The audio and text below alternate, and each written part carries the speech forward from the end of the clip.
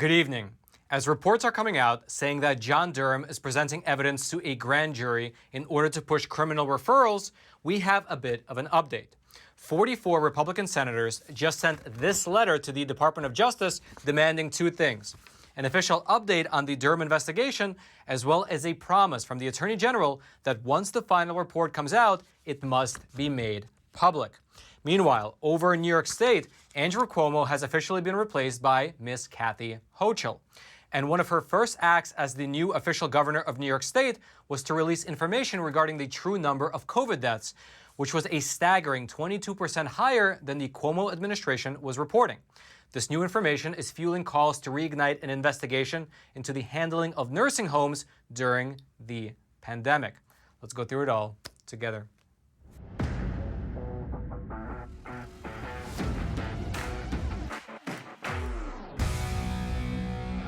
This is your daily Facts Matter update, and I'm your host, Roman, from the Epoch Times. And now let's begin today's discussion by talking about John Durham.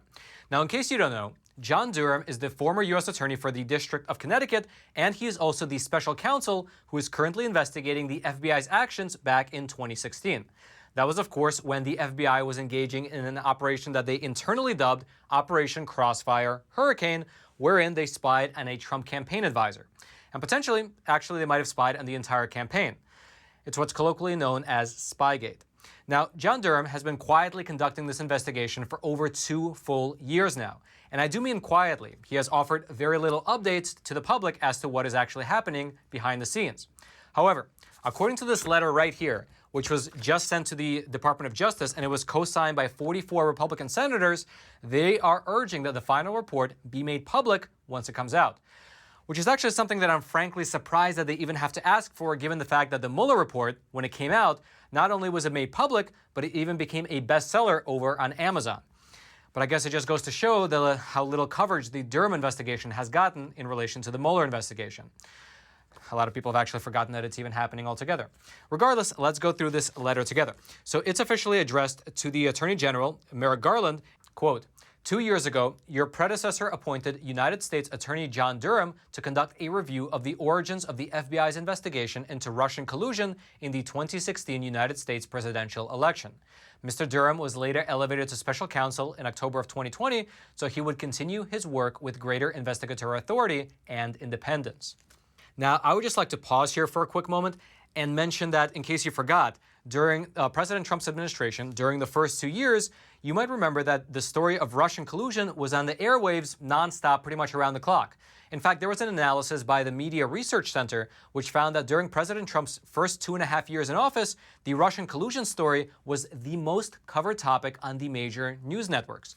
ABC, CBS, and NBC, they collectively spent a total of 2,284 minutes of their news coverage talking about Russian collusion, which was almost 19% of all their Trump-related news. However, that pretty much all ended when Special Counsel Bob Mueller released his report and concluded that there was no actual evidence of this Russian collusion, at least none that he found.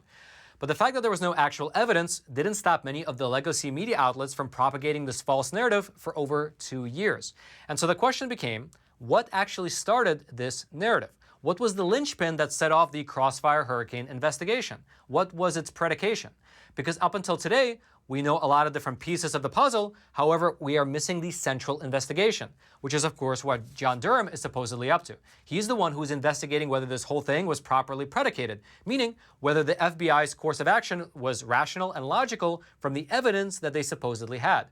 Which brings us back to this letter, which continues as follows, quote, "The special counsel's ongoing work is important to many Americans who are disturbed that government agents subverted lawful process to conduct inappropriate surveillance for political purposes.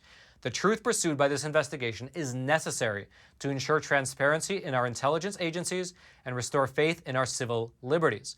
Thus, it is essential that the special counsel's ongoing review should be allowed to continue unimpeded and without undue limitations." Now, to pause here for another quick moment, when they wrote to ensure transparency in our intelligence agencies and restore faith in our civil liberties, that is really worth highlighting. Because according to an earlier report, which was released back in 2019 by Michael Horowitz, who is the Inspector General of the Justice Department, he found that there were 17 major errors and omissions in the FBI's request for spy warrants. And think about that for a moment. The FBI went over to the FISA court in order to request FISA spy warrants against a former Trump campaign advisor. And FISA warrants, in case you're not aware, are really supposed to be used to surveil foreign actors. Usually they're used against foreign terrorists. However, the FBI presented a case that Trump's campaign advisor was having suspicious dealings with a Russian national, while at the same time hiding from that FISA judge that this campaign advisor was actually reporting these interactions to the CIA, meaning that these were likely not secretive interactions which were being kept from the U.S. government, but they were actually being reported to the U.S. government. However, as we mentioned in a previous episode, one of the FBI's lawyers who was actually applying for these spy warrants, he altered an email from the CIA, making it seem like this Trump campaign advisor was not working with the CIA and instead talking to this Russian agent under the table. And it's likely exactly these type of things that I just mentioned that this letter is referring to, because if a private citizen who just happens to work on a political campaign can be surveilled using this kind of a serious spy warrant, which is typically reserved for foreign terrorists, if the FBI can lie in the application and then no one is held accountable, well, that can certainly reduce people's faith in in the intelligence communities and in our civil liberties. So then the letter goes on and concludes by making two requests of the Attorney General. It says, quote, "To that end, we ask that you provide an update on the status of Special Counsel Durham's inquiry and that the investigation's report be made available to the public upon completion." And so what they did is they requested an update. They called on the Attorney General to make the final report publicly available when it comes out, and they asked you to smash the like button for the YouTube algorithm. Now, seriously though, while we here at the Epoch Times, we did reach out to the Justice Department for comment on this matter, but we have yet to hear back. However, one of the senators who co-signed this letter wrote a complimentary statement saying this: "We are over 2 years into the investigation of how the Obama-Biden FBI spied on an incoming president, and we still do not have answers. America's national security apparatus was weaponized to take down President Trump, and the American people deserve to know how this occurred." Furthermore, Congressman Darrell Issa, he's a Republican from California, and he also sits on the House Judiciary Committee, and he recently had an interview over on Fox News where he said that this letter, as well as the Durham investigation as a whole, is a real test to see whether Merrick Garland is truly a neutral Attorney General. Here's what he said: "This is a test of the Attorney General. Is the Attorney General wearing the proper hat of the highest law enforcement officer, neutral, if you will, or is this simply an appointee of the president guarding the last administration and the one before, including Hillary Clinton? No question at all, this is a real test of whether the Attorney General stands as an officer of the law." Furthermore, what a lot of people don't know is how powerful these FISA spy warrants actually are, which actually makes a lot of sense because they are veiled in a kind of secrecy. However, there is some evidence to suggest that these kinds of FISA spy warrants, they utilize what is known as a 3-hop rule, meaning that you get a FISA spy warrant against an individual, then not only can you spy on them, but you can also spy on whoever they communicate with, as well as the people that those people communicate with. That's the 3-hop rule. Now again, the mechanics behind this 3-hop rule are a little bit murky, just like everything else related to these spy warrants. Regardless though, here's what Congressman Issa said on this front: "The FISA law needs to be reformed again. But before we get there, the abuses, the illegal activity of lying to get warrants, lying to get information you would not be entitled to, that is exactly what is already illegal. I would commend and be proud if the Attorney General actually is doing what we've heard and that a grand jury will indict appropriately FBI agents, Department of Justice people who criminally went after, indirectly, but ultimately the Trump campaign with malice and forethought. No question at all. There was a bias. We've seen it. We've proven that part. Now we have to hold somebody accountable. So far, no one has been held accountable, including Hillary Clinton." And that might indeed be exactly what's happening, because as we already mentioned in a previous episode, there was a report over in the Wall Street Journal which said that John Durham is currently presenting evidence to a grand jury. Specifically, that report said that John Durham is currently examining potential criminal charges against several low-level Federal Bureau of Investigation employees and people who aren't in government. And so what appears to be happening is that right now, John Durham is presenting evidence to a grand jury, which is focused on whether the FBI's tipsters knowingly provided false information in order to launch the surveillance on Trump's campaign. Specifically, he's examining false tips which pertain to the connections between the Trump campaign and a Russian bank called Alpha Bank. So we'll just have to see what ultimately comes of it. However, here's what Congressman Issa wrapped up with. "Since people within the Department of Justice and the FBI knew it was false and lied, they should be held accountable. first and foremost. No question at all, the American people need to know the truth. But if we don't hold the FBI and Department of Justice people accountable for their criminal activity, for their cybercrime, if you will, then this will continue again and again, including it will continue in the next election. I'm absolutely concerned that if there is not a punishment now, we will in fact see a very similar activity of the next Republican nominee for president, finding himself being spied on at taxpayers' expense and ultimately accused of just the opposite. It has never been this bad. It is only going to get fixed if there is criminal referrals. And so we'll just have to wait and see whether that's what actually will happen.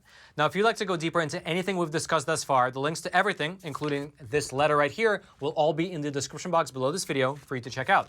And now, before we move on over and discuss how the newly appointed governor of New York is releasing the true COVID death numbers, which were previously undisclosed by Andrew Cuomo's administration, I'd like to take a quick moment and introduce our sponsor for today's episode, which I will do from the sound booth. That's right, Roman. Although today we're not in the sound booth, we're in a living room looking area. In fact, take a look at this.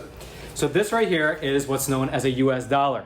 And in my opinion, with the way that the government is acting right now, printing these things into oblivion, unfortunately, within probably one generation, this is just my opinion, I don't give any financial advice, but this likely will not be the world's reserve currency any longer. Which is why every single month what I do is I get one of these boxes delivered to me from American Hartford Gold. And American Hartford Gold is a phenomenal gold dealer. They don't only sponsor my channel, they're one of my favorite gold dealers to work with. And every single month, I buy gold and silver from them because I believe that it had value 5,000 years ago, it has value today, and it'll likely have value well into the future. And take a look at these beautiful pieces that they send me. You got these beautiful 1 ounce silver American Walking Liberties here. And then you have this beautiful 1 ounce Canadian maple. I don't know if you can see how shiny that is. It's beautiful. Yeah, and right, if you order from American Hartford Gold, they have a special going on for our watchers, for our viewers. If depending on how much you buy, they'll send you $1,500 worth of free silver, and on top of that, they'll send you a very special gift right here. I'll take a look and show you what it is. By the way, American Hartford Gold, they have an A+ rating with the Better Business Bureau. They're super friendly and nice to work with. When you call them, not only are their staff friendly, but if they put you on hold, their hold music is a speech from Ronald Reagan, so I never even mind when I have to hold it a little bit. And yeah, they're just awesome. They can send you physical gold and silver to your doorstep, or they can deposit it directly into your IRA account, making the whole thing super simple.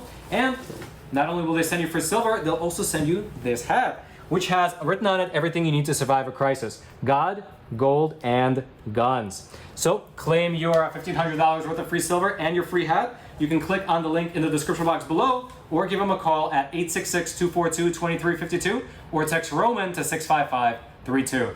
Now, Roman in the studio, back to you. And now let's move on over to New York, which as of yesterday officially has a new governor in office. That's right, 2 days ago, Kathy Hochul officially replaced Andrew Cuomo as the governor of New York. And besides the International Academy of TV Arts stripping Cuomo of his Emmy Award, there is something else worth discussing, which is of much more consequence in my opinion at least. Specifically, I'm referring to the nursing home situation. That's right. Just yesterday, Kathy Hochul released new data which was previously not reported by the Cuomo administration. And this new data showed that there were nearly 12,000 more deaths from the virus in the state of New York than was previously acknowledged. Here's specifically what Kathy Hochul said during an interview with MSNBC. "We are now releasing more data than had been released before publicly, so people know the nursing home deaths and the hospital deaths are consistent with what's being displayed by the CDC. There's a lot of things that weren't happening, and I'm going to make them happen. Transparency will be the hallmark of my administration." Now, what's interesting to note is that on Monday, which is when Andrew Cuomo gave his final coronavirus news briefing, he said that the New York death toll from the virus was 43,400.